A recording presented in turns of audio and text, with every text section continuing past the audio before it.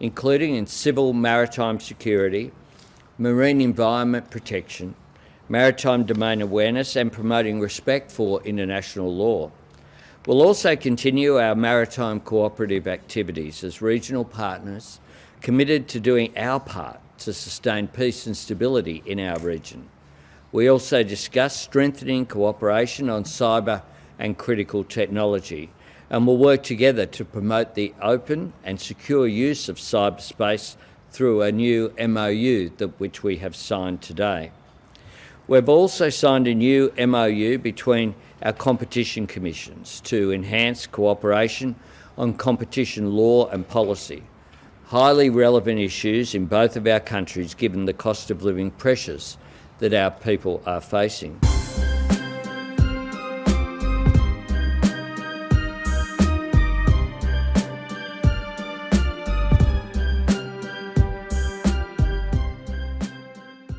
Australia sees the Philippines as a central player and a crucial partner for us in Southeast Asia. So it's great to welcome you here today on your first official visit to Australia as President of the Philippines. And it was a special honour to host you for your historic address to Parliament. Australia is honoured to count the Philippines as a close friend and strategic partner. For more than 3/4 of a century, our nations have been bound by strategic trust and mutual cooperation. Our ties are strengthened by warm and close personal connections, including through the over 400,000 Australians with Filipino heritage who make a wonderful contribution to modern multicultural Australia.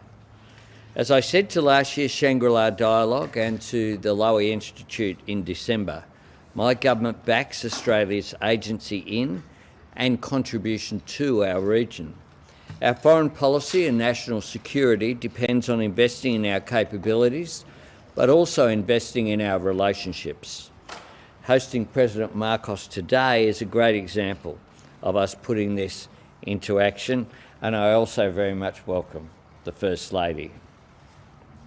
President Marcos and I have had very productive discussions focused on driving forward our close collaboration as strategic partners. We are ambitious for what we can achieve together, and I'm pleased that we are working actively to build a peaceful region where international law is respected and waterways are open for trade. I'm pleased that with our new MOU on enhanced maritime cooperation, which we've signed today, we'll collaborate even more closely to promote our shared vision for the region, including in civil maritime security, marine environment protection, maritime domain awareness and promoting respect for international law. We'll also continue our maritime cooperative activities as regional partners committed to doing our part to sustain peace and stability in our region. We also discussed strengthening cooperation on cyber and critical technology, and will work together to promote the open and secure use of cyberspace through a new MOU which we have signed today. We've also signed a new MOU between our competition commissions to enhance cooperation on competition law and policy, highly relevant issues in both of our countries given the cost of living pressures that our people are facing. Australia's economic future lies with Southeast Asia, and we're determined to drive growth in trade and investment in line with our Southeast Asia Economic Strategy to 2040, which I launched at the ASEAN Summit last year, and that will be a focus point of the Business Summit on the sidelines of the ASEAN Summit that's being held in Melbourne next week. The Philippines is one of our fastest growing economies in our region, and there's great potential to deepen our two-way trade and investment links. To give just one example, this week the Philippines-based company, International Container Terminal Services, will open a new $235 million expansion to its facilities at the Port of Melbourne. This will bring these investments in Melbourne to $1 billion. A welcome example of the opportunity available to grow our economic ties. Australia and the Philippines share a vision for an open, stable and prosperous region where disputes are settled through agreed rules, norms and institutions. ASEAN centrality is critical to this, and it will be a great honour to host all the leaders of Southeast Asia in Melbourne next week for the ASEAN Australia Special Summit. This will mark 50 years of dialogue between Australia and ASEAN and is another example of my government investing in our relationships and prioritising this, our region. Deepening Australia's engagement with Southeast Asia continues to be a priority. We're invested in and committed to this region. For many years, Australians spoke about the tyranny of distance from the great economies and markets of the United States of America and Europe. Now we speak about the proximity of opportunity. Located as we are at the heart of the fastest growing region of the world in human history. And that presents such an opportunity for us. Our strategic partnership with the Philippines is a key pillar of the commitment to building those relationships in our region. And I look forward to continuing to work with the Philippines and with President Marcos to meet the challenges of our times and realise our shared vision for an open, peaceful, stable and prosperous region. Mr. President. Thank you, Mr. Prime Minister. Today, Prime Minister Albanese and I had a very engaging discussion on a wide range of opportunities and issues under the ambit of our strategic partnership. I certainly are very honored on a personal and an official level for the invitation as guest of the Australian government and therefore the opportunity to personally convey our commitment to this partnership and to reiterate Filipino friendship. Our conversations centered on ways to maximize the enhanced status of relations between our two countries, including on defense, maritime cooperation, non-traditional security concerns, trade and investment, development cooperation, multilateral collaboration, and people-to-people linkages. Defense and security remains a key area of cooperation between the Philippines and of Australia. We look forward to amplifying our joint activities and the capacity building efforts in this regard. On economic cooperation, we anticipate greater bilateral economic cooperation that will allow us to withstand shocks, to be resilient against economic coercion, and to provide an enabling environment for our respective businesses and labor markets to further flourish under the ambit of this strategic relationship and partnership. At the same time, we look forward to our robust people-to-people ties to drive greater cooperation between our two countries and our peoples.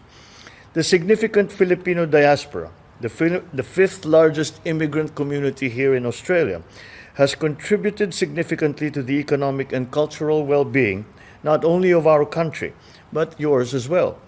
It is also an undeniable indicator of Australia's openness to embrace a globalized and interconnected world. Both the Philippines and Australia welcome future consultations and dialogues as we explore and map the uncharted waters that can bring in new opportunities for a closer and stronger relationship between our two countries. To this end, I had earlier the distinction of delivering my address to the Australian Parliament, an honor befitting a partnership between two equal sovereign states and a vital opportunity for the Philippines to express our vision for this cordial and warm friendship. I had the opportunity to expound on the critical role of peace and security in our continued march towards prosperity. And as mentioned in my speech and as discussed with the Prime Minister, both Philippines and Australia emphasized the importance of observing and promoting the rules-based order governed by international law and informed by the principles of equity and of justice. Stability in the Indo-Pacific region is of utmost priority for both our countries. The Philippines recognizes Australia's indisputable role as a regional stabilizer. As a flourishing democracy and a staunch advocate of the rules-based order and rule of law, Australia responsibly discharges its economic and strategic capacity, thereby sustaining the regional framework that has allowed us to experience unprecedented growth and peace. The Philippines fully adheres to the same set of values, making our two countries natural partners in the region. As we are situated in such a dynamic regional security environment, I would like to assure our Australian friends that the Philippines will continue to partner with Australia in promoting predictability of actions in the international arena. The Philippines is fully ready to continue upholding its commitments as your strategic partner and as one of your oldest friends in the region. In the same vein, we recognize Australia's steadfast commitment to positive engagement with the ASEAN region, and we wish Australia success in its upcoming hosting of the Special Summit to commemorate the 50th anniversary of ASEAN-Australia dialogue relations. I look forward to the active participation of the Philippines in the 4 important thematic tracks of the Special Summit. The 3 agreements exchanged today shall enhance information sharing, capability building, and interoperability between our relevant government agencies in the maritime domain and maritime environment, cyber and critical technology, and competition law. The 3 agreements add to more than 120 agreements that our two countries have signed through the decades. And these are in various fields, including defense cooperation, air services, education, research, scientific and cultural cooperation, amongst others.